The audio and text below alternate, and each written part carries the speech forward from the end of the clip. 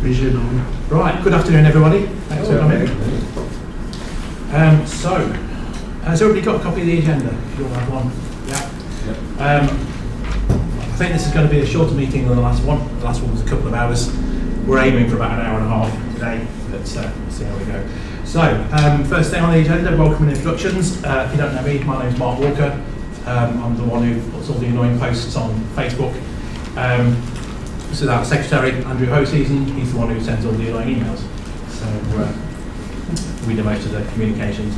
And down at the front, Paul Etherington. He's the man who knows stuff. He's the lead engineer.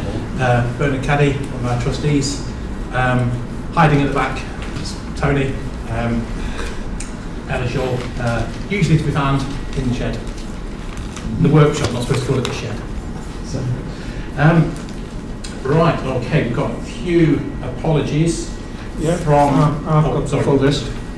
Yeah, apologies from John Glover, Tim Apthorpe, Andrew Treves, Nigel Price, John Stretton, Graham Wild, Stan Fletcher, Richard Mellish and Hanson Hare. Any others that we know of? Yes, I was just looking for the message from Stan. Yes, well, yes, to include with that. Yes, I was going to read out the message. Yeah. So, yes, some of you might have met Stan Fletcher. He's the president of the group. He's rapidly approaching 102 years of age. He's not very well, which is a side effect of being nearly 102, I think. He sent us a message saying, unfortunately I'm not fit enough to join you at the AGM this year. I do, however, wish to send everyone my congratulations on the amazing progress that's being made despite the circumstances of the last year. Nobody can now be in any doubt that 10,000 will rise again. Well done to all. So, yes. He's not with us today, but we are still in regular contact with him. Right, okay, so, item 3 already, minutes of the last meeting. We circulated the minutes after the last meeting in a copy of Icon, and we also circulated them within the last day or so by email. So hopefully some of you have seen those. Can I have a proposer and a seconder that those are a true record? And then any matters arising. So would anybody like to propose that those were correct? Right, we've got Tony and Paul have both raised their hand. Okay, so let me just make a note of those. Are there any matters arising that we need to take forward from those minutes?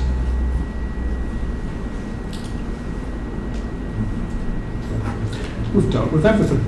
Excellent. I think somebody did send a typo in by email. Yes. Always has to be a typo. Always a typo. No matter how many times we read them, same with the Icon. So, right, okay. Straight on to the annual report. Yes. Yep. Right, okay. So I'm going to. In fact, no, I'm not going to stand up so I can see it on my screen. The annual report is made up of the chair's report, which is a basic overview of what's happened this last year. Then there's the treasurer's report. And the engineering summary. So they're separate items on the agenda, but the annual report were made up of all of those, and also the publicity report and finance. It will all come in one document. But just a quick run through to catch everybody up on where we are. So the 58 looks a bit thinner than that now. It is currently up the head shunt at Wirksworth. Unfortunately, it's had some of the windows broken in the cabs, but to be honest, really not a problem for us because we're not using the cabs. So we have had a little bit of vandalism, but there is nothing left on the 58 that anybody could damage, really. The engine has been removed and sold on. I believe it's been refurbished. It has. We honestly thought it was going for spare parts, but IMPS in Lincoln have managed to resurrect it, which is nothing short of miraculous. It's going into a cement ship in Germany. Excellent. The cooler group been completely stripped off. All the elements have now been removed. Thanks to Phil and Tony. That was not an easy job. The cabs are disconnected, just sitting on there. I think the cooler group is pretty much disconnected as well now. The only thing that's actually still bolted down is the electrical cubicle, which is nearly ready to come out. The brake cubicle is completely gone. We've taken all of that out, and everything we want to keep is now in the workshop. The plan is to take everything off at once. We're not going to get a crane in to take the cabs off and then hire another crane to take the cubicle off. So once it's all ready, everything's going to come off together. We are still planning to retain one of the cabs for cosmetic restoration, which will hopefully go at the back of the workshop eventually, and we will be selling the other one. I know I said this last year and we still haven't done it, but we will be selling it, and we are very close to being able to get it off now. The only reason it's not off is because we haven't disconnected the cubicle yet. So the EM2 bogies, they are now at Worksworth, looking good. The picture here is one of the pinions on the axles, just to show you what good condition they are still in. This is not after we cleaned it and all of it. This was the condition it was in when Paul took the cover off. So really pleased with that.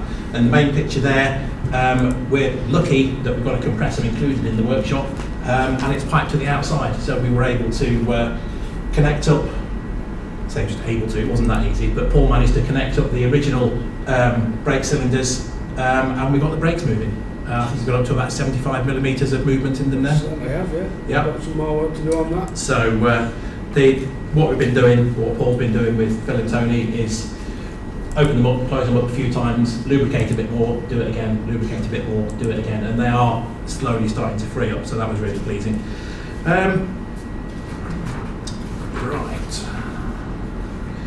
We have applied, well not applied, we made an inquiry about Heritage Lottery funding to restore the bogies.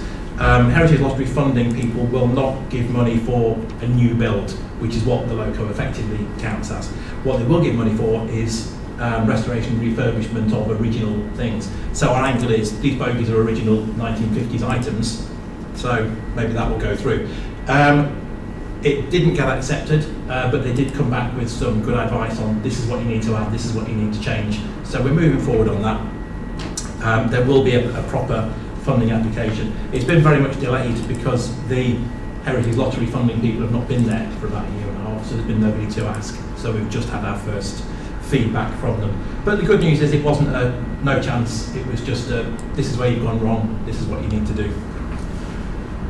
The A-frame, while we had the crane moving the bogies, we put one of the A-frames up over the top. That's not been used yet, it needs to be tested just to make sure, but I'm pretty confident it's safe. The reason it's been set up there with the channels on is we can now use it to lift out the traction motors. The one at the far end we think is the worst one.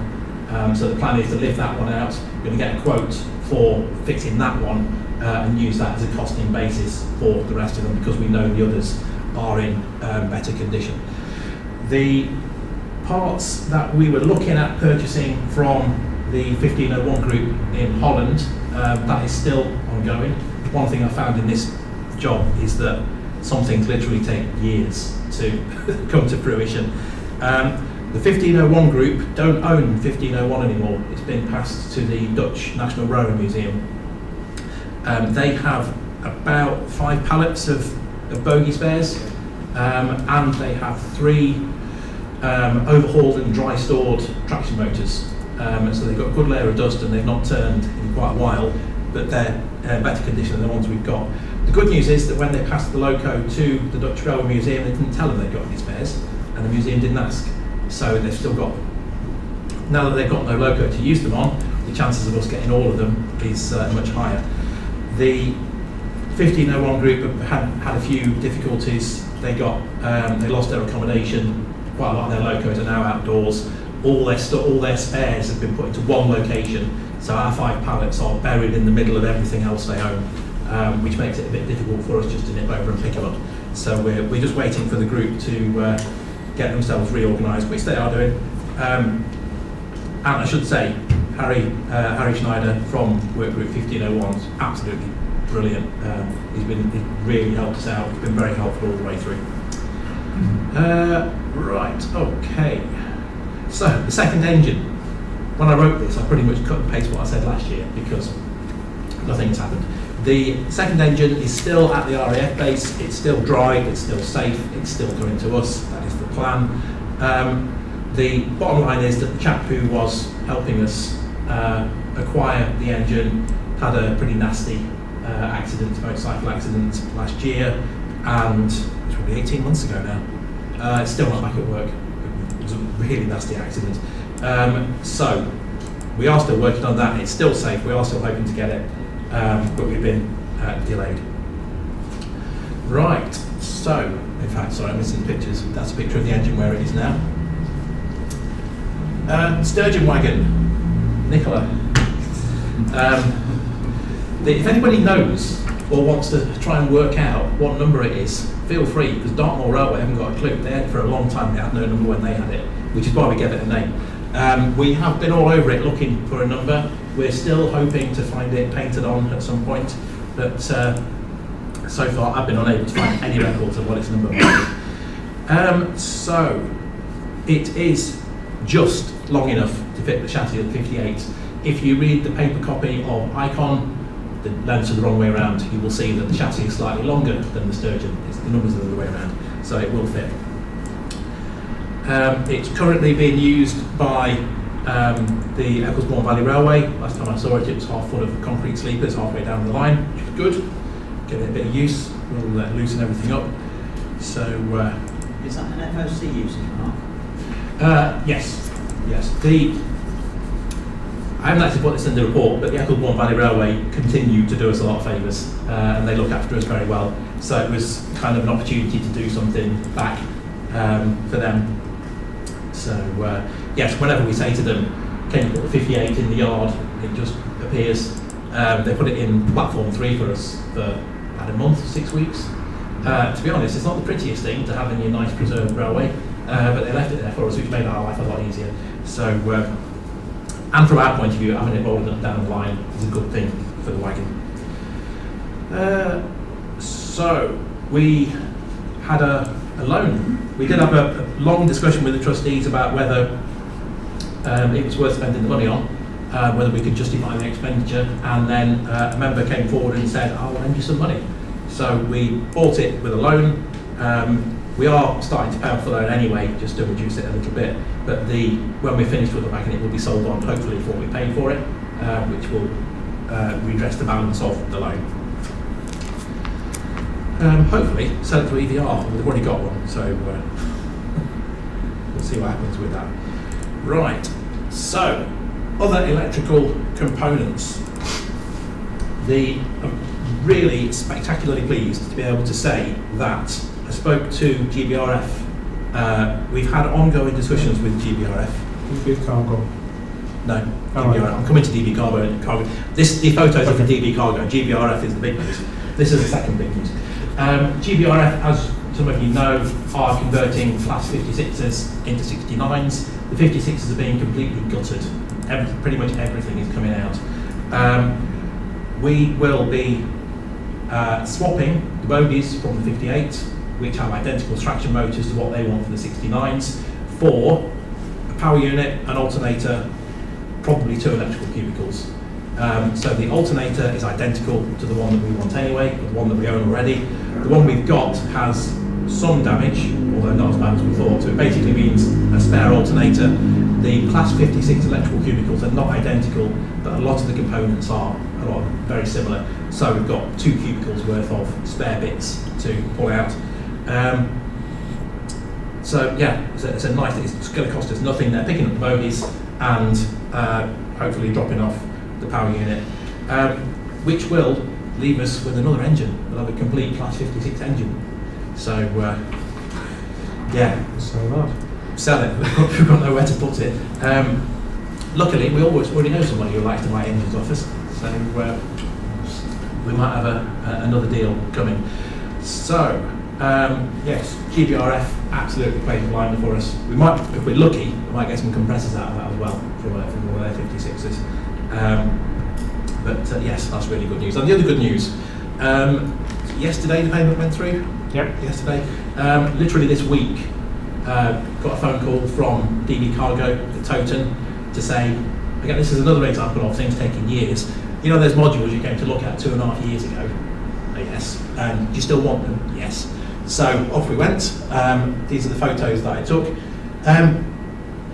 If you've not seen a Class 58 electrical cubicle, there's a lot of what you would traditionally see in an electrical cubicle, and then down one side there are lots of these slot-in modules, and our cubicle is missing all of them. So the original plan was that we were going to hopefully find and purchase some Class 56 items, maybe from GBRF, and create a kind of hybrid 56, 58 cubicle. The good news with this is that means we can build a pretty much standard 58 cubicle. So the manuals we've got, the drawings we've got, will all be right for what we're doing. So as you can see, there's a lot of them. There's 4 pallets actually. There's another one that's not on the picture there. These are all assumed to be faulty. However, we do have access to a test rig, so we can plug them all in, and the lights on the front will tell you what's wrong with it. So we've got all the wiring diagrams, they're all repairable, it's just a matter of doing it. So that's a huge step forward and a real big chunk of the electrical cubicle that we're really not sure how we were going to fix, but that's resolved now. So, boilers. We've now got 2 boilers. Very briefly, we spoke to the DPS, again quite a while ago. They said they were getting rid of all their boiler spares because they've chosen not to have boilers in their Deltics. They had already sold the boiler shells with these bits to a chap who had them in his garden as modern architectural items, mechanical architecture. His wife was not of the same opinion. So in a lot of ways he was quite glad when we arrived and said, do you want to sell those? And he said yes. So we originally bought one on the right, that's the one from 55019, because it's in slightly better condition of the 2, and it's got a complete set of cladding on it. The cladding will all be replaced, but it's really useful. It's basically just rolled aluminium. So we'll be using all of that as patterns for the new cladding. Once we'd secured the shell, we bought all the spares from the DPS for a very reasonable price. When they arrived, there was so much of it that we went back to the guy with the shell and said, well, that's the other one, we can make 2 boilers easily out of all this stuff. So at the moment the plan is to, long term, it's not a big rush job, it's not a priority, but we're going to refurbish both of them. Whether or not we keep one as a spare and just swap them over when they need refurbishment or maintenance, or whether we sell one on as a fully working boiler. Don't know, that's a decision for another day. But at the moment, we own them, and I've started doing a bit of cleaning up. Kieran, yeah, you would have seen Kieran in the newsletters or on the Facebook page, has started cleaning them up rather than me saying I've done it.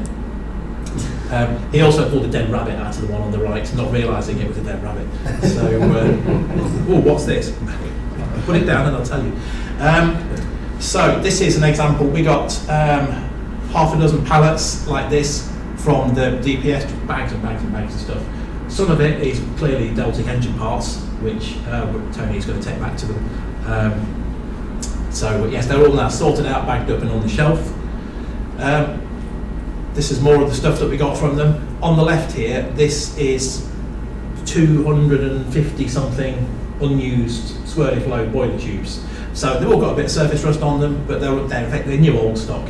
There is enough there to retube both boilers and another complete set to sell. So I think the plan will be that we use the tubes we've got. Certainly one of them, the tubes are all right. So we'll stick with the tubes we've got for now. We've got easily 2 sets and then some spares to replace them also. Long-term support for those boilers. Down the bottom there, this is one of the boiler control boxes. That's the most complete of the 3. We're keeping that in one piece as a pattern for the other 2. And on the right, this is an example of some of the spares we got from the DPS. It's all 1980s stuff, but it's still in its original packaging. Some of the electronics will be replaced for a bit more modern equipment. Some of them, this relay, we've got 14 spares, so to be honest, it's not really worth replacing it. We'll just keep using them till we run out of spares. Battery boxes, Phil and Tony managed to get those off the 58. Luckily, they are almost exactly a couple of inches different to the originals on 10,000. Yeah, that much. So if anybody wants to measure them, there'll be that much wrong. The backs will stay as they are, the fronts will come off. We've got all the drawings, in fact Phil's already got the drawings for the front panels and the junction box that fits on the left hand end, I believe. So they can just be modified externally on the fronts and they will bolt straight back onto the original mountings. This is our governor, which is now, it's an X-Class 56. It's been tested and is fully working. These are the air tanks. We have, thanks to Ian, where's Ian gone? Oh, there he is, hiding behind Paul though. Ian put us in touch with Porterbrook. Porterbrook have been very good to us. They've given us a sleeper, they've given us a buffet car that gets forgotten about, that's at Northampton at the moment. And they also, I don't think they really planned to give these to us. We went to their depot with a list of electrical stuff, which turned out not to be of any use to us. And Tony and I were walking past and saw 2 pallets of these. And a couple of phone calls later, we were putting them in the van. So they are X-Class 82 or 82 DVT items. They are exactly what we need. And they're smaller than the ones in the 58. I don't know if anybody's seen the picture of the tank that's inside the brake cubicle and also the one that sits under the loco. They are enormous. Asking Paul to fit them into the new loco is almost impossible. So with these, they're a lot smaller. We can put them in the nose, we can put them anywhere really. And then we've got these smaller items that fit as well. Other components, yes, we were donated by Hanson, one of our trustees, this generator. It doesn't currently work, but Tony's onto that. The plan at the moment, which is slowly coming together, but again might take another year, is that Ecclesbourne Valley Railway will have it. They've got a thought about using it for their dining trains. So it will literally go straight into one of their brake vans, one of their brake coaches for the dining trains. And I've had a provisional discussion with one of their guys about, rather than selling it for money, is asking them to do some work for us on some of the items we need refurbishing. So you refurbish this, we'll give you the generator. So there's a deal to be had there, but if you see that in the works, it's not going in the loco, it's just in there at the moment. This is a picture from Paul's day out when he went to see 37-711. It was stripped of all what the owners called useful components. As I put in the newsletter, we have a different view about what's a useful component. There's a couple of bits on the table at the back. There's a bulkhead light and one of the cookers that we got out of it. We had all the internal doors. We had the handbrake mechanisms, again, which Kieran's been cleaning up. So not a huge amount of bits, but stuff that would really save us a lot of money because we've got them. Right, the driver's desk. It's a little project that I've been doing on the side to build a driver's desk. Managed to pick up some of these original 1940s English electric fuses. So the second man side, the fireman's side, where there are unbelievably, fireman's side in the original loco had live fuses just on the panel, so you could just lift them out live if you felt the need to. So on the recreated one, they won't be live, but they will look exactly right with the right fuses in. On the left, this is one of the original warning lights, we think. I know where it came from. It came from the ballast on the scrapyard at Derby about 40 years ago. We think it came out of one of the Southern trio that was there for a long time. But it's exactly the same as the originals on 10,000. So we've got that as a pattern. So the driver's desk, when it does come to fruition, will be pretty much spot on to the original. And lastly, Centenary Works. Does anybody remember when it looked like that? Yeah. Tony? That is a picture I used last year. This is what it looked like a year ago. Now there is racking all down the left-hand side. It is absolutely rammed. You walk in the door and there is stuff literally a couple of feet inside the door. So it just shows how far we've come and how much material and parts we have accumulated. So, and finally, that one, because that's my favourite picture. That's a really nice picture of the workshop. Right. Wants to say something? Yes. My room looks cleaner than the Centenary Works right now. Yes, it does, yes. Right, so, that's it from me. We're taking questions at the end, or? Yes. Yeah, okay. So, moving on. Treasurer's report, which Yes, I have. should be Tony, but I think Andrew's going to cover that. Yes, you have there a green sheet which has the basic, and on the back of your white sheet as well, there's some basic facts and figures. At our last AGM, we gave some figures up till the month before, and again I've duplicated that on the green sheet. So that's the year till now on the green sheet. On the back of your agenda, this is taken from the accountant's report, which is going to the Charity Commission. So that shows the figures for 2020, which is what we're talking about. You can see that we're on an upward slope year by year. There's nothing untoward or much to say about the accounts, but I have a report here which I'll read out. Unfortunately, we were able to get the services of Tony Brown, who is a financial officer with the NHS, very high up in Northumbria NHS. The side effect of that is we've had a thing called COVID, which has taken his attention somewhat. So it really has been hard for Tony to find the time to do a lot other than eat and do his NHS work. However, he's got these accounts done for us by a friendly accountant who doesn't charge us anything. Hence it takes a bit more time again. Can't complain on this. Michael Prince, who is our Assistant Treasurer, has written up a quick report which I'll now read out. It says, due to the pressure of work on Tony Brown, I have prepared these reports at short notice and unfortunately can't attend today as I'll be climbing Ben Nevis. Hope he's got good weather for that today. So he produced the green report that you see there showing what's what in the last 12 months to date. The main items of individual expenditure in 2020 have been and in the last 18 months, should I say, is the purchase of the sturgeon wagon, the Deltic boilers, together with the costs associated with hiring a crane and transport. And some costs to do with advertising and production of work plates. The rent for Centenary Works is monthly, which, as you know, is paid entirely out of what members give each month in donations.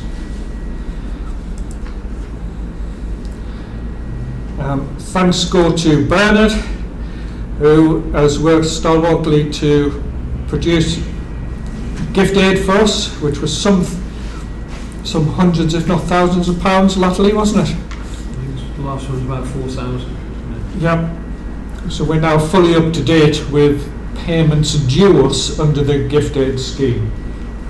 Just interrupting, really can't underestimate how difficult a task that gift aid was, how complex it was, so thank you very much for that. Yeah. Membership figures and the respective income continues to increase steadily. There have been an encouraging number of individual donations this year of £1,000 or over. As you've heard already, we had donations or loans which covered the sturgeon wagon and the electrical cubicle. One downside is that Michael, Tony and I have been involved with a situation with PayPal, which is an inept company who are incapable of updating our account name from that of the former treasurer, Michael, to the current one, Tony, even after 18 months. An example of the trouble encountered is the question on the online application says, are you related to anyone in political office? With a straight yes or no tick box as an answer. Having ticked no, we are sent an email from PayPal saying that we did not provide additional information to a simple yes or no tick box, and so they wouldn't process the change of name. The matter is now with the Financial Ombudsman.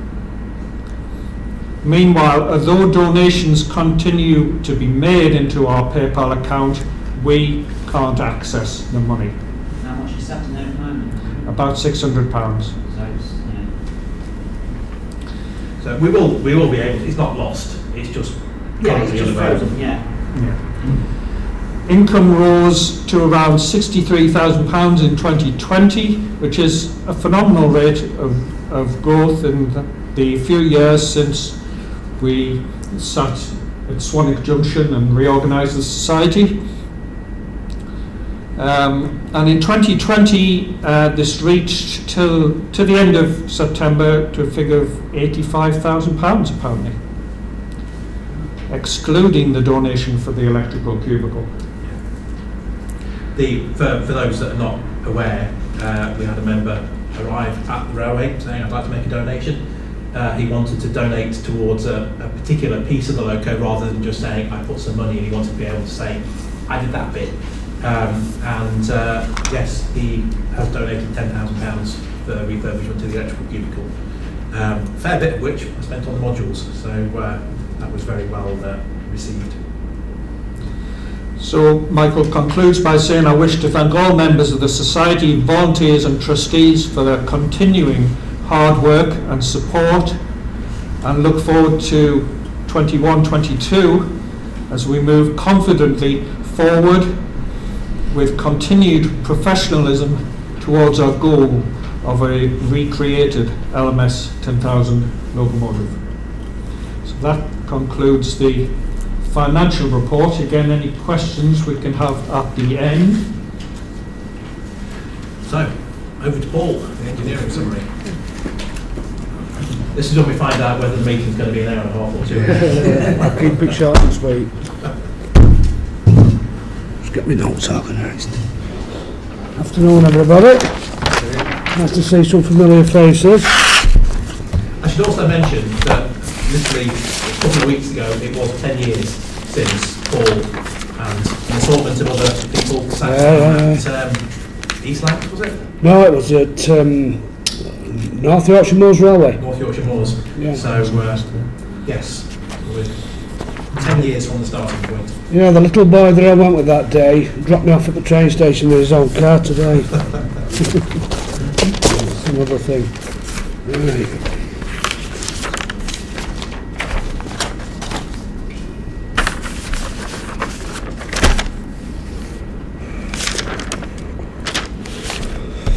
Well, I'll try and keep it short and sweet. Mark did a magnificent job there, bringing you all up to speed really quickly with what we've managed to get done this year, which I personally find, in circumstances what we've all had to put up with in his daily lives, COVID, I think we've done very well. I really do. Obviously, it's down to the hard work of you all, and every little bit helps, and it just goes to show how much of a society we're becoming, and moving forward, how well we can expect to do in normal times.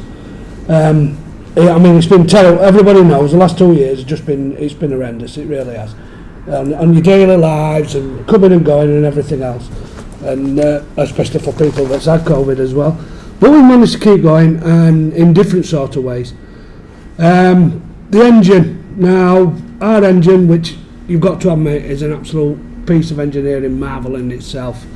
We're getting to the point now where we really need to look at unwrapping it this winter, and we need to start to prepare it better for winter. Basically, we need a couple of volunteers to volunteer to spin the turbos, wipe it down with oil, just little tasks like that. It helps us all concentrate on other things and the bigger tasks in hand, and trust me, it's really rewarding. I enjoy it. I'd love to do it, but I have a full-time job as well as Mark and everything else, and if I didn't, it'd get done. But that needs to be done this autumn. It really does. We need to take a few covers off, have a good look at it, make sure everything's as it should be, which I've no doubt it will be, but we'd cry if it was. If we miss the boat somewhere, cause some water damage, just by not looking, we'd all kick ourselves really, and kick ourselves as we should. We've managed to measure the output shaft. I've no doubt in my mind that's going to fit straight onto the spigot shaft of our alternator. That's all. That's fine. That saves a lot of money in engineering works. Change of design also, which is very important what we're doing, to actually be very careful of what we change the design of certain components. So it's fit for purpose to connect that to our alternator. Bogies, right. I can only say the volunteers this year have turned up at Worksworth, have turned those bogies around no end. They were good when we bought them, they looked grotty, they looked really bad, but the manufacture of them were just phenomenal. And the mechanical condition that they were in before they were stopped being used, well, was also very good. But what the guys have done since, they're in a different state of play now. We're at the point now with those bogies, we are looking at measuring brake performance, i.e. we managed to get the brakes going. We need to do all this because there's certain modifications to be done to the brakes on those bogies to achieve aesthetic appearance.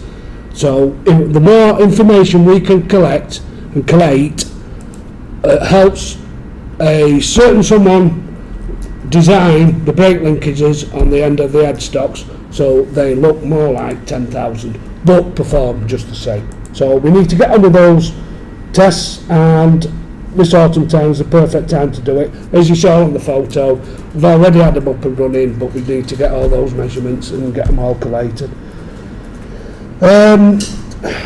As for the condition of the bogies in the bogie report, I can just stand here and tell you now how good they are.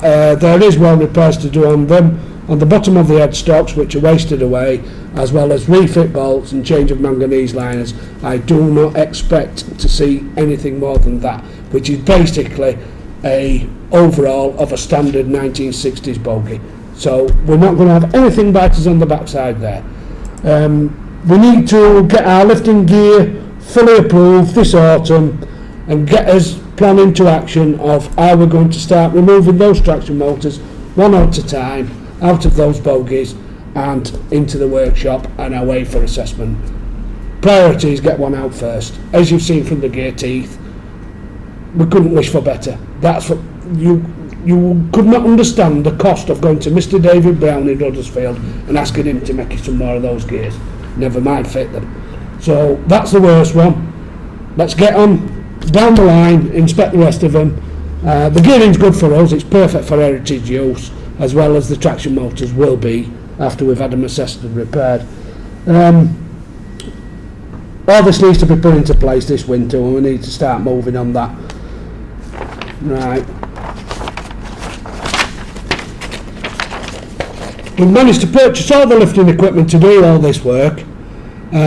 Obviously, the only outstanding thing we've got to do with it is create a lifting register and have it all tested. It's all in good condition, a lot of it's new, and it just makes a more professional way of doing it. The lifting plan's already in place to actually start removing traction motors and using our lifting equipment, which is going to come in very handy. We've got an A-frame in the workshop, and now we've got one outside. Works that we have done is we've unloaded the springs, we've checked the frames for defects, the fasteners all come undone lovely. We've checked the axles are still shiny metal when you take the covers off. The tyres very thick, but we have an opportunity to take these once we've removed the traction motors and get them tyre turned at a very reasonable rate, and that will ascertain as tyre life going forward. I've no doubt in my mind that we couldn't get at least 10 years running out of what we've got turned down, and that's another big cost saved, because obviously with a project of this magnitude, your real money comes when you're actually going up and down the line, and it's earning money for itself. And if we can delay purchasing tyres until that time, all the better. It'll be good for us. As you can see on the slides, we had a good couple of days at Carnforth and a lot of shouting and swearing getting those handbrake mechanisms out, there again, change of design. We haven't changed anything. We're just adapting a 37 handbrake to work much like it did on 10,000, which is very similar, with an existing design on an EMT2 bogie, and its links of chain in between. It's simplistic stuff. We have all that. To cast that and make it and machine it this day and age, you're talking a stupid amount of money for something that only does make it park. So that's another important part we've got from Carnforth. We had a good couple of days up there. We've got loads of parts. We're planning on getting back up there. There's an open invitation to take some more parts off of 47, take some more parts off another 37. They'll be going the same way very soon, and it'll be more of the same. Obviously, we're struggling for room now, aren't we, Mark? We need to really, really look at this long and hard and get some more storage space for the stuff that we do. Yeah. That's on the cards. We're going to go out to Carnforth as soon as we can. Obviously, they're busy with the Jacobite and everything else, so we're better off out of the way and stop not pestering them during the summer months. Moving forward, let's have a look. We do really owe West Coast Railway a big thank you. Oh, yeah. One of the things they let us have, there was one flame cut left on the loco, which they let us drop out and take with us, which we sold on eBay, and it covered more than half the cost of what we paid for all the other parts. Yeah. So that was a real... You've done well to get in with David Smith, haven't you? It cost me a plaque. Mine's gone. Yeah, I've had to buy two more. He keeps buying them and then giving them away. But it gets us places, it's all right. But we have done well getting in with David Brown. Now you're in, and we were happy with the way we operated. We were very professional in his manner and how we did things, and helped them out as well as they helped us out, and we'll be going back and getting, obviously, as you said, what they deem as scrap and no good for a lot of people is useful to us. There's parts that will go for scrap on 86s and 37s in the near future, and they're invaluable, but I can guarantee you, if we don't go and get those bits, they'll go in the scrapyard like they have done in the past. The actual backing parts for the valves on the brake frames, things that attach to the loco, these are all the bits that we need. We definitely need these. During lockdown, it gave me many hours of fun to actually discuss and work a way forward with a railway engineer of attaching the EMTU bogies to the chassis. Now this has been a problem for as long as I can remember, as in doing it correctly, minimalistic, without doing too much alterations. There is a myriad and a million ways we could have done it. And the way we looked at it was, the less we have to do, the less change management we have to manage. And we've finally come to a point whereas we have got a fully detailed drawing of the adapters required to fit those bogies onto that chassis in a highly impressive manner. It really is. And the 58 chassis will not be altered massively at all. And it's really win-win for us, and it's really win-win for getting our designs accepted. And these are with railway experts at this minute in time. There's a copy of the said drawing on the back afterwards if anybody wants to go and have a look, and if you need any further explanation, because it's more of a drawing not to educate the people but to actually physically put it on paper and ensure it works. So it's a bit daunting to look at, but all the information's on it. I'm hoping that we get good feedback with that. I'm not scared if we do not get good feedback with that. The most important thing is the person reviewing it, who is an ex-VAB assessor, gives us the correct information to adapt it if we need to. I'm confident it'll be fine, but that's me, and I'm not going to sit here and say it's right. I want somebody else to say it's right, and that's where we're going with that. After that step, the next step will be we will need to pass it on to and pay for it an independent assessor who will verify it. Then we can start to move on with the rest of the designs. That is the most important design of the locomotive. That's the backbone. That's the starting block. Every other design on the back of that locomotive will follow from that design. That's how important it is. So it's got to be right. No ifs, no buts. That will dictate so many things to how that layout in that locomotive will look and be. And at the minute, it's looking highly favourable that the internal layout of that locomotive will be very convincing as much as the external, which is a good thing. Also, after we've gone through this phase of having this drawing, the ticks put of the side of it or the alterations, we can start to approach the RSSB, and we can start to look at derogation under heritage and special services submission for an heritage vehicle that can operate on main line, in which case we will then have to approach a touring operating company to make this application for us on our behalf. So things are moving on, we're getting places. We're moving on to the construction phase of the project, which is a good thing, and it's all thanks to everybody's involvement, everybody's money, everybody's time, everybody's hard work and effort, which is, it's proven itself, it really is.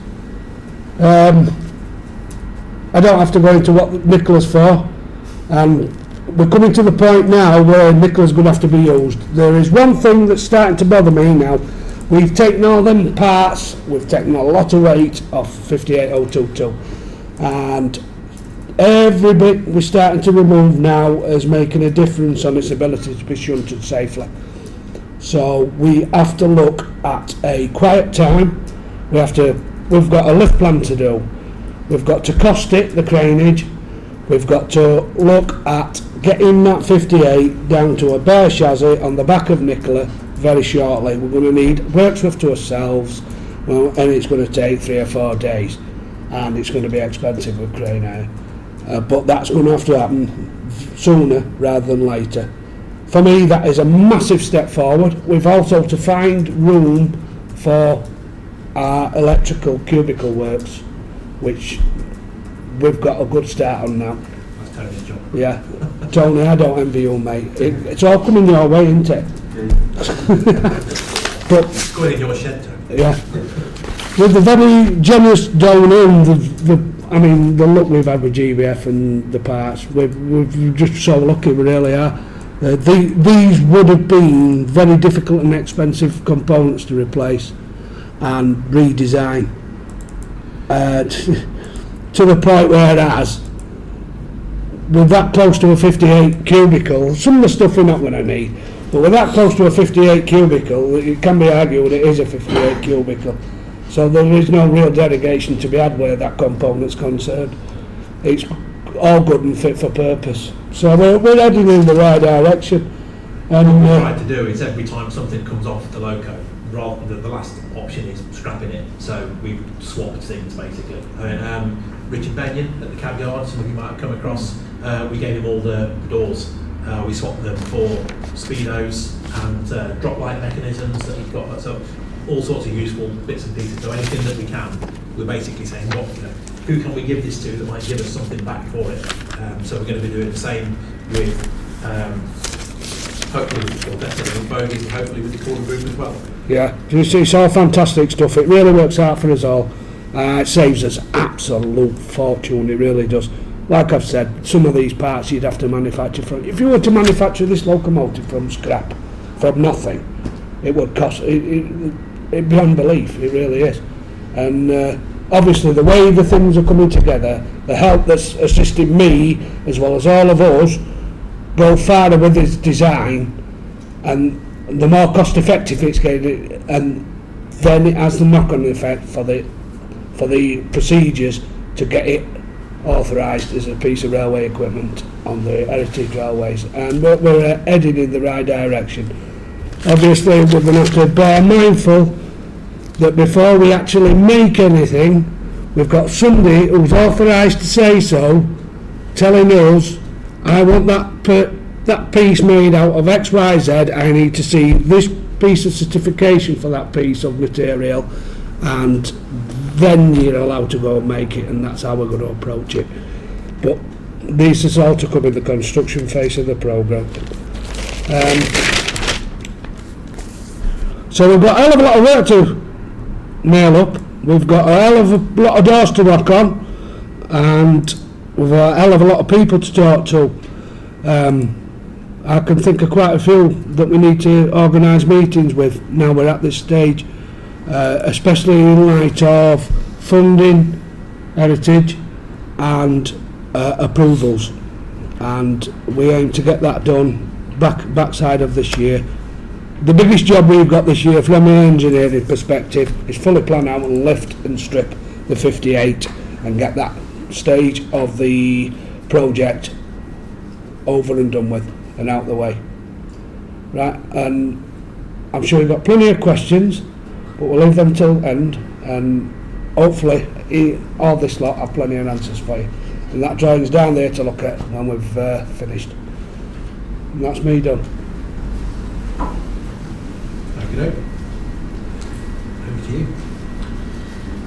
The next item on the agenda should be straightforward, the election of officers. We are again in the position where there are not multiple choices. Nobody wants it. So if you hate us, it's tough. Right. We'll just take a straight vote. Now there are some of our members who are listening online via YouTube, courtesy of this here camera. If you're a member, you can vote.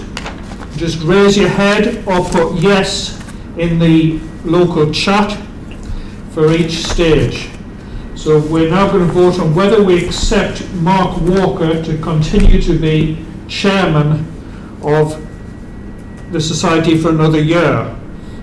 So if you'd like to either raise your hand if you agree or put yes in the chat, please.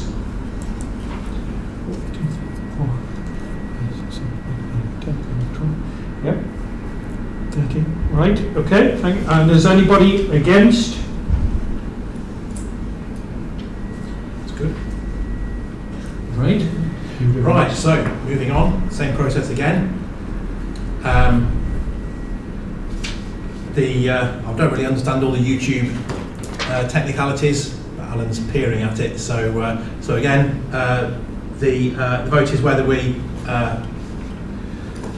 put Andrew back into the role of secretary for another year. So if you want to say yes or raise your hand if you're happy with that. Yeah. It's just we counting, sorry. 2, 3, 4, 5, 6, 7, 8, 9, 10, 11, 12, 13. Yep. Thanks very much. Thank you. Yeah. And same question again. I'm going to give the online people time to say yes, because they're about 10 seconds behind us. Right, okay.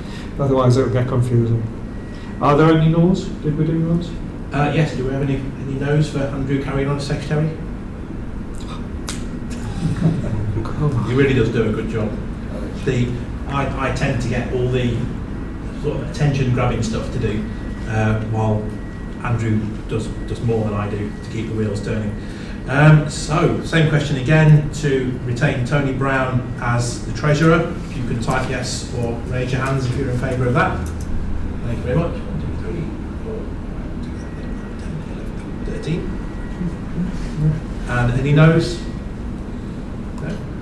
Lovely. Thank you very much. Hold on, let me just bear with this. 1, 2, 3, 4. Right.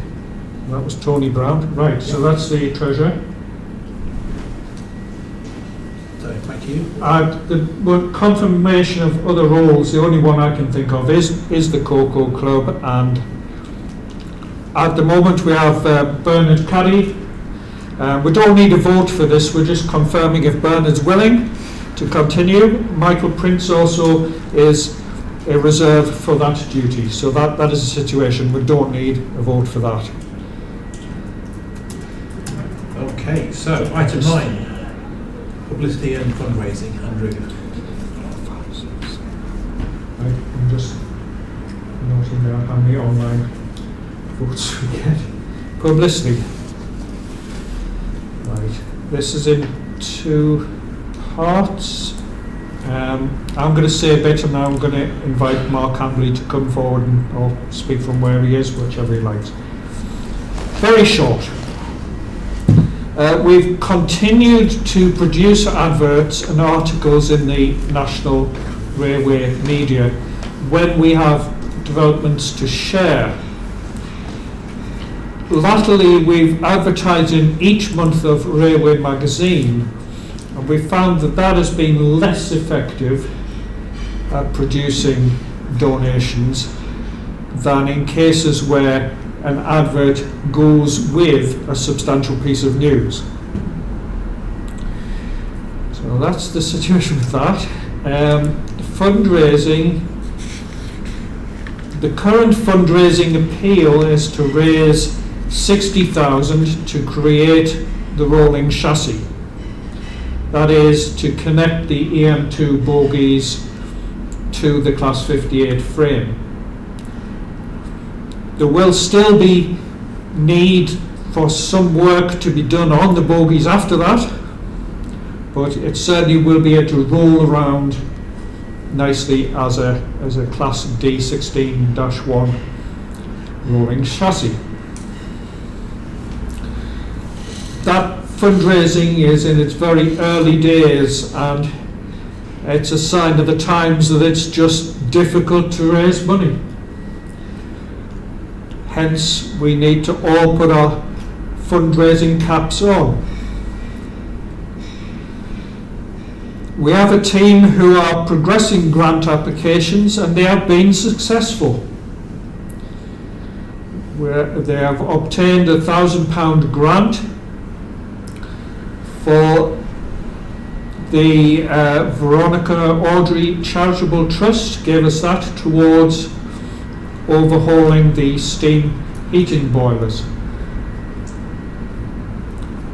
And we've already spent some of that on the pressure gauges. On the table at the back is one of the original 1960-ish Deltic boilers, boiler gauges, and one of the new ones that we purchased. So if you want to have a look at those. The old one is on eBay, coming up tomorrow. So if you want that, bid on it. Cool. See some other names on there. Right. 1 second. We're at the stage where we need more and more fundraising. What a surprise. A couple of other grant providers are being approached towards this rolling chassis, but we need more income and more input in regard to fundraising,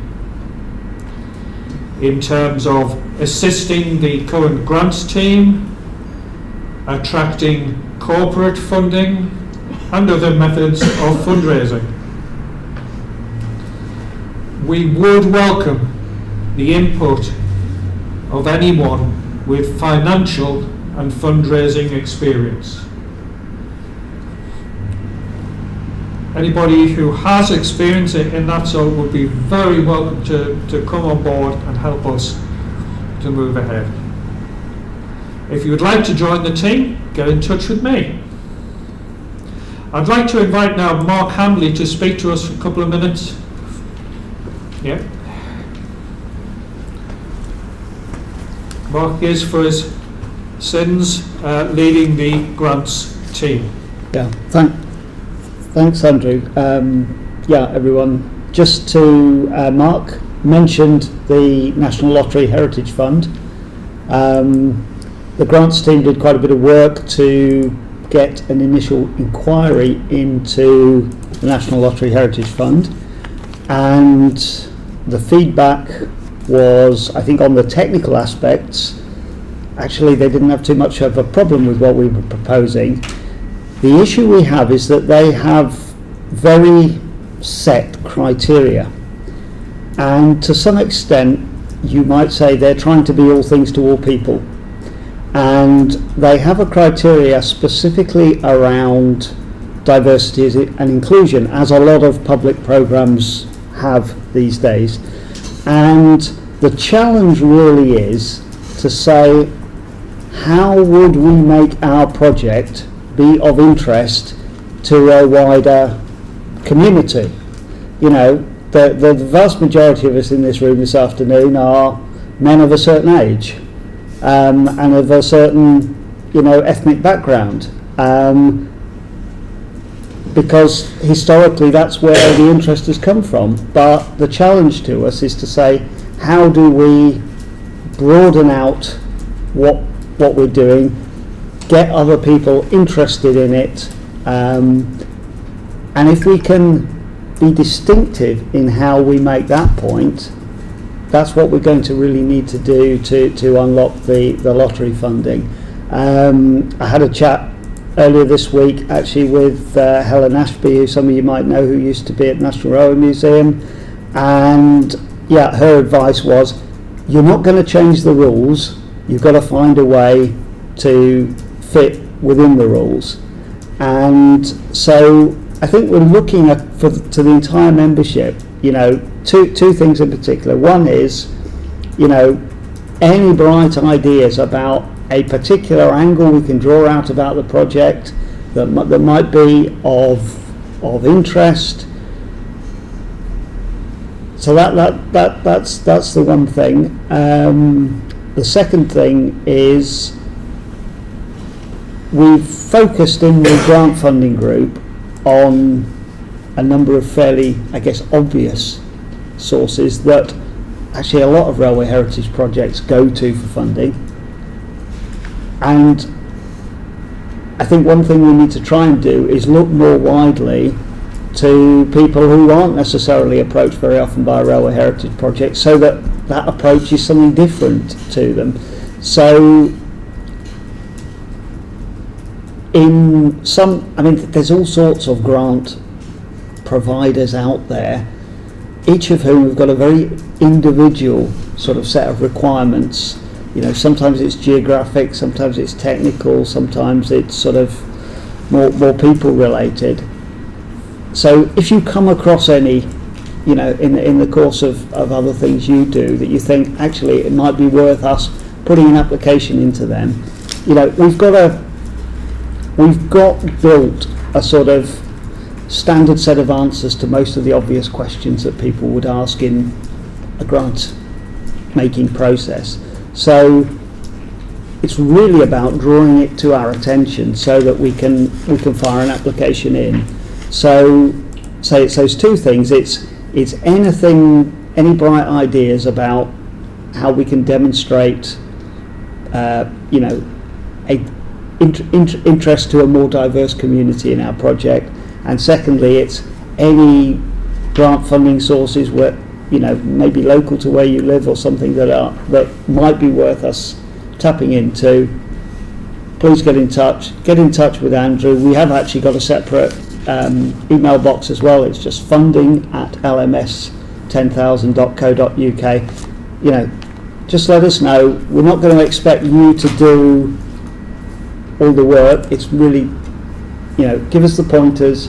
Obviously, you're welcome to help progress the detail, but give us the pointers, and the funding group, we can then pick it up, put in an application or whatever it is we need to do.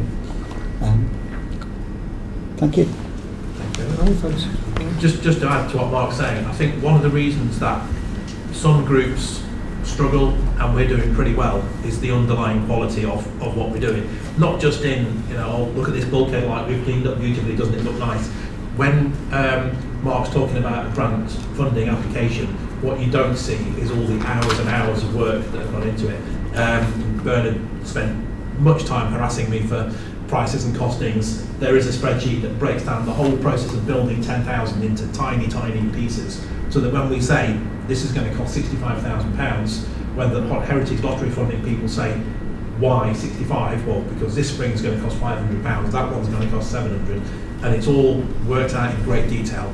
And I think that depth of quality of what we're doing is why we're succeeding at all. So yes, thank you to the funding group for that. Where are we Number 10, have you got anything else here?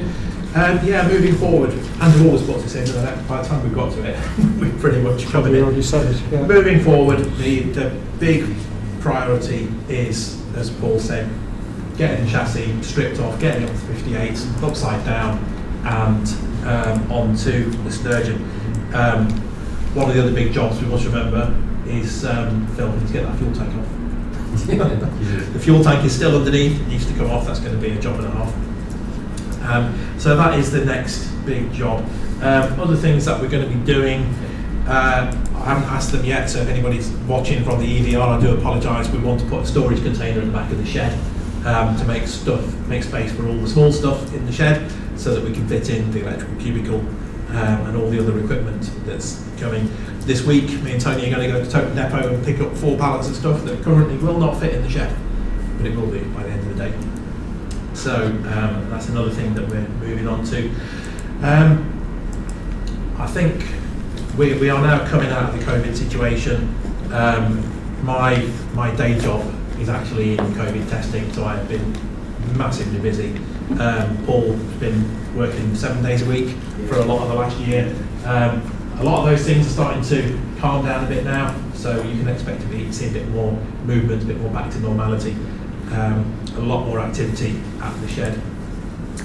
So again, if anybody fancies joining us at the shed, there are jobs for everybody. There are sitting down jobs for those that want them. So yeah, that's the 2 big things. The main thing is going to be the carrying on with bogey work, getting the chassis off the loco and onto the Sturgeon. So what's next? Number 11, gift aid. Bernard. Yeah, I just wanted to take a couple of minutes just to stress to people how valuable gift aid is to us. I think we talked earlier, the last payment was about 4,000 and that was for 6 months. I know some people are sort of confused about what the gift aid is. It doesn't cost anything to anybody apart from the Chancellor of the Exchequer. And all it is a way whereby if you are paying sufficient, if you're paying income tax or indeed capital gains tax, and you make donations to the charity, then what the charity can do is claim back the tax that you will have paid in getting the money that you've then given to us. So the net effect is that if you give us 100 quid, we go to the tax man and say, can we have another 25 on top? It is a slightly complex process to do it, but for us to claim it. But the actual submission process, where's the form? If anyone hasn't done it, and as I say, the only requirement is that you're making donations and that you fill in the box that talks about gift aid. And what that basically says is that yes, you're paying enough, you're paying income tax and or capital gains tax, therefore we can reclaim that amount that you've already been taxed to get it back into the coffers of the society. The other thing I'd say on that gift aid, we did send around a note before, if you are doing gift aid already, on your regular transfers, standing orders, direct debits, whatever they are, into the bank, if you can include your postcode at the beginning of the reference, it really makes it a lot easier. Our problem is that when credits come into the bank account, they come in with a text field which is totally random. It's whatever you and or the bank has decided to put in there, and if we can't be sure that a particular credit has come from a particular person who signed a gift aid declaration, if we haven't got those 3 bits together, then we can't get the money. So if you can, and I know some banks are a lot harder about changing that text field, that reference field, but if you can do it, so you've just got the postcode at the beginning, that will just help when it gets around to being Andrew produces a spreadsheet, I go through working, it helps me track, yes, that's a real legitimate one. Okay, I said if anybody hasn't done the gift aid thing, please, I've got some spare sheets here. And it really is a fantastic source of basically free money. But as Bernard says, we've got to be able to prove where it came from. And it is lovely when we get a cheque in the post, as we did not long ago for £5,000 out of the blue. That's great. But what gets us by is all the dozens and dozens of £10, £20, £25 a month. If you see the bank statement, it's absolutely frightening. There's pages and pages and pages of it. And literally, as Bernard says, he has to prove where all that's come from before we can claim any of it. We haven't been asked to prove any of it yet, but if they ever come back and say, prove it, we know that we're absolutely covered on that. Right, thank you very much. So, next item is really any other business, but the first thing, Ian, would you like to talk to us about your lovely painting, which is at the back there? I think I've got the video working. So yeah, great. Okay, well, before you just kick that off, I'm an associate member of the Guild of Railway Artists. You might also know me from Modern Railways contributions and so on. Used to work for Portsmouth, hence the connection referred to earlier.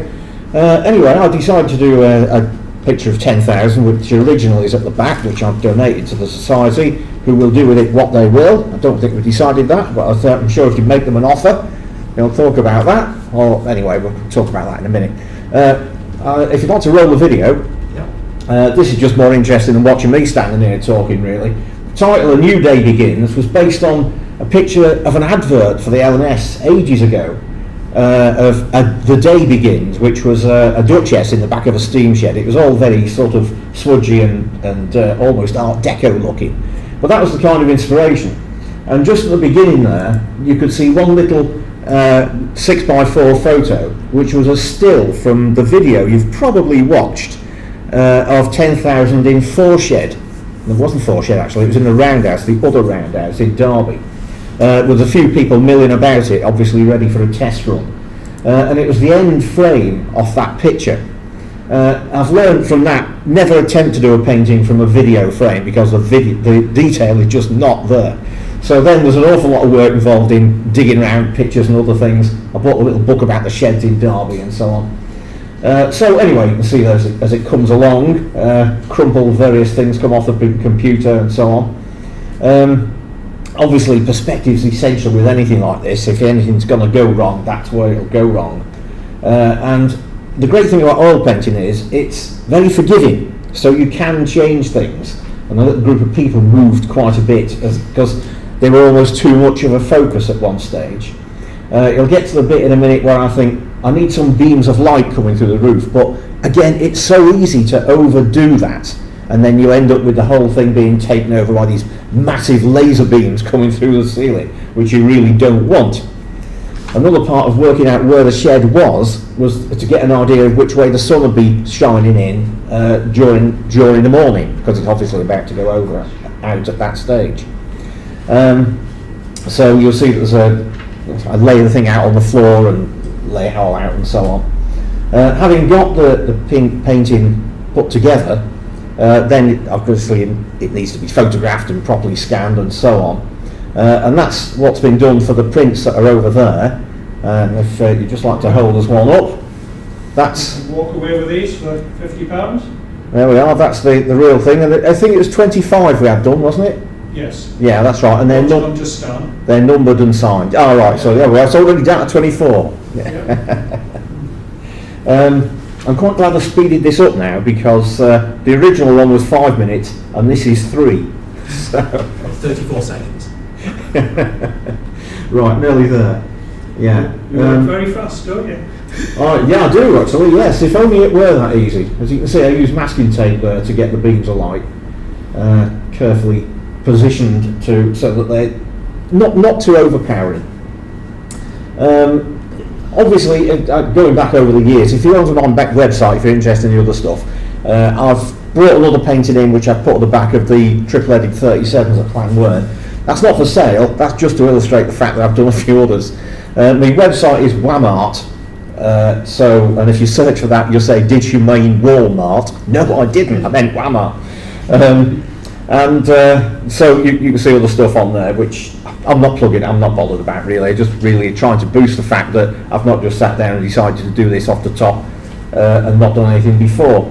And the couple of those, the 10,000 one won't be, but the other one will be probably going for the Guild of Railway Artists exhibition at Kidderminster next year, but we shall see. But anyway, there we are, there's the prints if you're interested, and thanks for listening. Thank you, Ian. Thank you very much. I think after all the help you did, you gave us getting this in with Porterbrook, think you're allowed a couple of minutes to plug your paintings. And very nice they are. And all the donations, when people buy that, will go into the society funds. Yes, we do need to decide what to do with the one at the back. I think the choices are selling it or hanging it up. And I'd like to hang it up, but I also like the money. So, so we'll make a decision on that another day. I think we'll hang it up for now, and we'll decide what we'll do with it at a later date. Right, okay. Do we have any other business? We've got one question coming up. Yeah. Has anybody got any? Well, nothing's been raised with the secretary. Good. So we can go on. So open forum. Do we want to discuss the date of the next meeting now? Can do. It would be good to get it in the diary. Assuming we can get a hotel. We have not yet approached a hotel. So we are looking at the same time again next year. Mark's going. It was just a question. I wondered whether, I've not been in their new building, but the new building at the Ecclesbourne Valley, if they've got a room of this sort of size, I wonder if we could have it there and then we can see what's going on as well.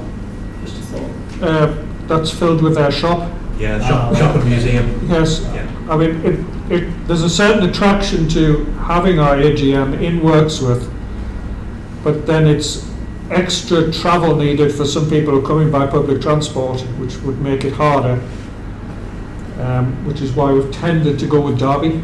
Duffield might be a go. We can get a train to Duffield.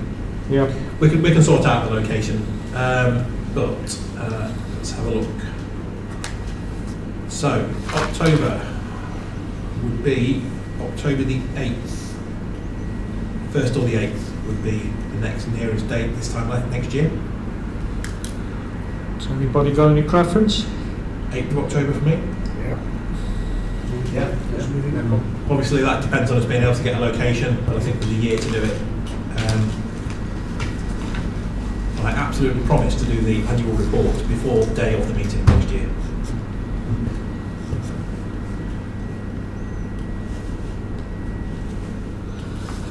And it's a guessing game how many would come, because the last one we had in person, we had 35 people came, and here we've got half that. Yes, So I think some people are watching online, and I think also the pandemic is still not. Well, people we still currently have 20 people watching online, excellent. which I know the names of 11. So, and Terry, watching online, thank you for your email. We will be in touch to sign you up. Pass your details to Andrew. Terry's watching on, what is Yes, we had an email. I'll email it over to you. Had an email from somebody online. Fascinating project. I would like to sign up. So Yes. there we go. Thank you for that. Right, we have one to questions now. Yes. We have an online question first, which is from Chris Booth. Does the group have a bin for collecting non-ferrous scrap? We, the owners of D8, have made quite a bit of money over the years by collecting this way. The answer is no, we don't. We use the one at Wirksworth. We have put a very large amount of rubbish in their ordinary skip, and when we first got the shed, they provided us with 5 skips, Tony? 5 skips of junk. They also disposed of 100 bus and car tyres that we found behind the shed. The basic deal is that what bits of metal we have scrap, we put in their scrap bin because we use their normal bin for free. So we don't pay for our normal rubbish collection. We haven't got rid of anything non-ferrous yet. There is a big pile of copper pipe, scrap pipe that came off the 58 brake frame, and that is unlikely to go in the normal scrap bin. That will go for regular scrap. We're going to chop it up and separate the brass fittings from the copper pipe, and we will be looking at how we get rid of that. We're not just going to throw that in the bin. But our regular steel scrap, we basically give it to the EVR for free in return for free normal skip. So there's only one. Okay. Any other questions? I was at the works on Tuesday Yeah. to volunteer to do some work. And the biggest thing, first time I've ever been, so can't really, don't want to criticise anybody for what they've done. But there just didn't seem to be any direction as to what actually wanted doing, or no way of recording what you've done. So like if I took something apart, Yeah. and put it somewhere, who's going to know where it is and what it is unless I come back? So I just want to know, is there any way of recording what you do, like a logbook? There's a also- sign-in book, so you, Yeah, I saw the logbook, yeah. yeah. But I just want to say, the work you've done, and it's few onward, you know, maintenance work or work you've required on it. Is there anything to record that? Or also, what is the priority of anything? I think I couldn't. It's all right just going in there and picking something up, but you know, Absolutely. The priority at the moment is stripping the 58 off. Yeah, appreciate that. That depends largely. I think on Tuesday Yeah. there was an issue with the weather and the fact that the 58 is off down the line now. Yeah. So at the moment, we are, until the EVR season calms down a bit, we're in a situation of spending time refurbishing bits that are in the Yeah, shed. yeah. No, there isn't currently anything to record who did what, but there's no reason why there shouldn't be. Yeah. There is a stock control system which was half implemented before COVID came in and needs tidying up. It currently has about 200 items on it, so all the things that are on the shelf in bags with a label on, there is a stock control system where that I know how many of them there are and I know where it is. Yeah. We need to improve that and complete it. So things like the bulkhead lights will go onto that system. Yeah. And when in 2 years' time Phil's saying, what the hell have you done with bulkhead lights? I'll be able to go on the iPad and say they are in location so and so, Yeah. and I'll be able to put my hand on them in the shelf. Yeah. So that system's not fully set up yet. Right. So we've got the app. It's working. It's just not got everything on it yet. Yeah. But yeah, certainly worth just for sort of historical posterity. It's nice to say. Record tracing, really, isn't it? As to what's been done and who did it. Yes. And what the findings were. And also, we can look at something and say, who the hell did this? Yeah, exactly. So no, we've not had any of those yet. That's all we're doing. I would say though that obviously on any day that the workshop's open, you have a key holder and supervisor on site, Yes. and we keep in communication, Yeah. and so we know what has been done. It isn't written down in the sort you're describing, but Yeah. certainly there's a lot of communication via WhatsApp and Facebook groups Yeah. between the supervisors and key holders in that regard. Yeah. Yes, we could certainly record better what we're doing. And until recently, all the way through the summer, the priority was get on the 58, Yeah. take something off it, Yeah. put it on the shelf. So yeah, we've been a bit hampered by the fact that 58 is not there to work on so easily at the moment. But yes, we will get there will be a need for a different priority list through the winter. Yeah. Because that's where your work is in the winter, is in the shed, so. absolutely, that shed is, if you are volunteering, that shed is unbelievably cold through the winter, bring a coat. When I was working at Swanwick on the Midland Railway Centre, I have had the tea literally freeze in the mug when I turn my back on it, so it does get very, very cold. So yes, any other questions? Oh, do you want to say anything about longer term, what might be happening as an assembly shed? Yes. We often get asked, are you going to build it in here? The answer is no. The chassis will fit in the shed, just in the workshop, just about. However, nothing else would. So the construction plan, such as it is that the chassis comes off the 58, goes onto the back of the sturgeon, gets modified. I'm simplifying massively here, but gets dropped back onto the bogies, and then we sell the sturgeon. So from the EVR point of view, we're not taking up any more of their valuable siding space than we are at the moment. So at the moment, we've got the 58, the sturgeon they're using, so that's okay. So we will have our bogies on the track, taking up the same space as the 58 was. It will by then be gone. As far as building up the bodywork, there is a long-term plan to build a diesel shed at Shottle, I believe, and we have already spoken to EVR about them building an extra bay on that shed, funded by us basically. We have talked about various places that we could put a shed at Worksworth or other places. The locals don't like diesels, they're not like steam engines very much, but they really don't like the diesels. So that's why the plan is to move it to Shottle. That's not been agreed by the EVR. It's an aim rather than the agreed thing at the moment. It would be massively cheaper for us to fund an extension to their diesel shed than it will be for us to build our own anywhere. So that is the plan at the moment, that the bodywork will actually be built onto the chassis in that shed, which hopefully, by the time we get the frame on the bogies, the bricks will already be starting to rise out of the ground down at Shottle. So that's the plan.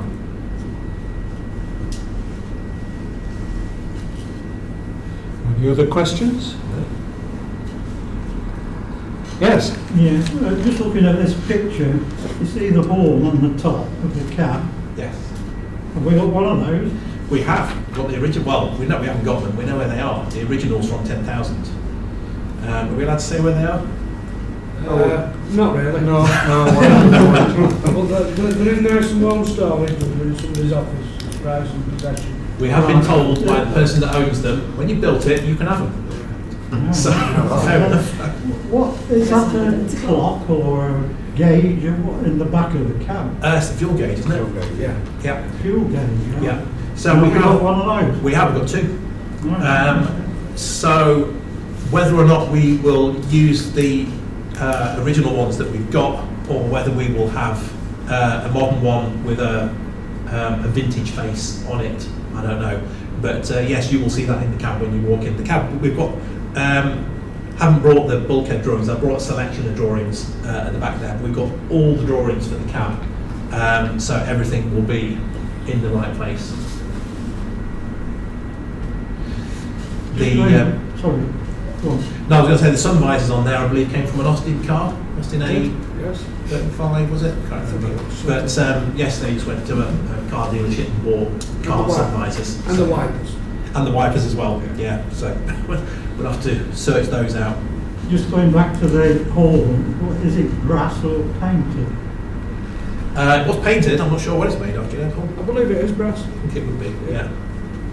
There is rumour of the original numbers from 10,000, just the zeros, not the ones.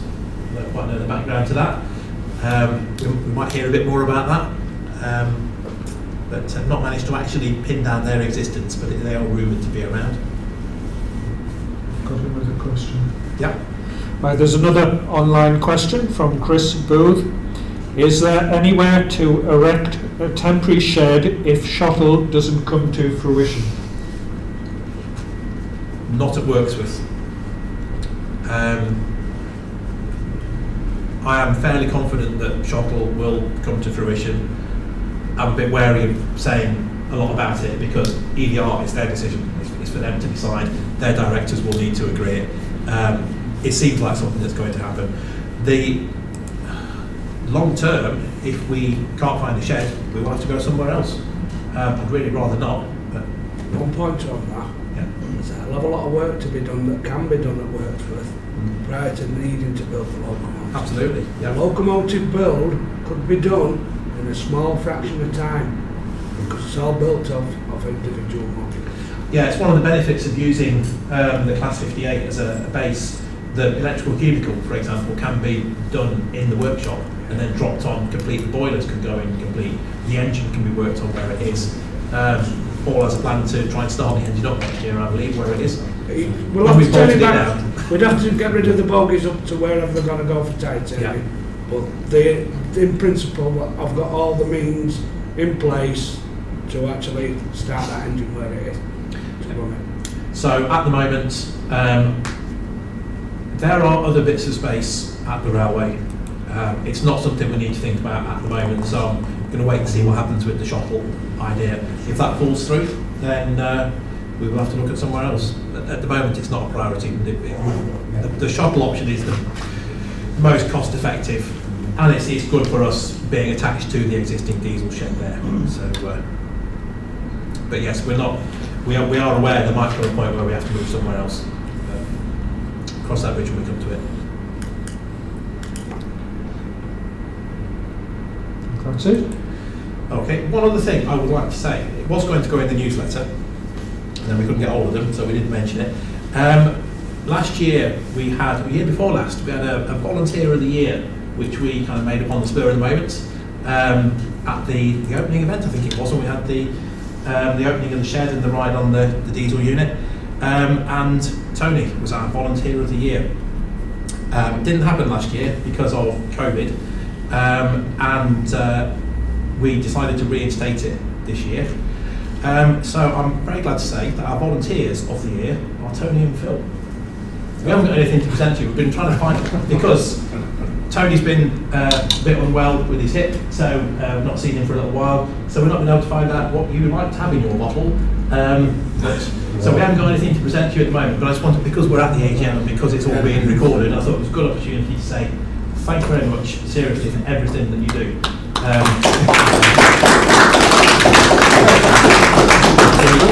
There are a lot of people who come to the shed.